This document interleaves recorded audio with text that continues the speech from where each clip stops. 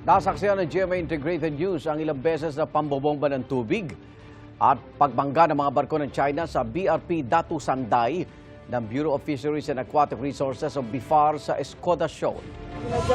Sinadyang bagayin. You are within the Philippine Exclusive Economic Zone! Pasok muna po tayo saglit.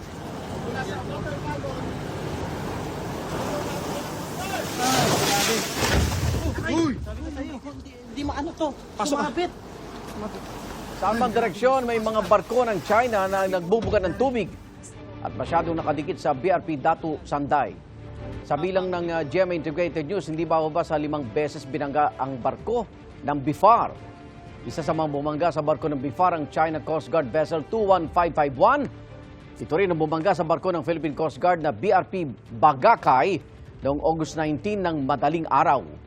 Kabilang sa mga pinuntirya ng mga barko ng China ang navigational system ng BRP Datu Sanday.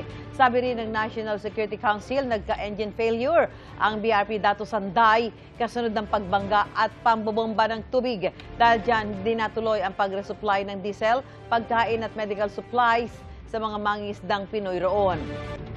Mariing kinundina ng National Task Force on the West Philippine Sea ang anilay unprofessional, agresibo at iligal na aksyon ng China na delikado sa kaligtasan ng mga Pinoy. Sa kabila niyan, wala naman daw nasaktan sa mga sakay ng BRP Datu Sanday. Itinanggi rin ng task force ang ipinakakalat na impormasyon ng China na may mga Pilipinong nahulog mula sa barko ng BIFAR at sinagip daw ng mga taga-CCG. Ang buong detalye ng pangaharas ng China sa BRP Datu Sanday, ihahatid namin mamaya live. Igan, mauna ka sa mga balita. Mag-subscribe sa GMA Integrated News sa YouTube.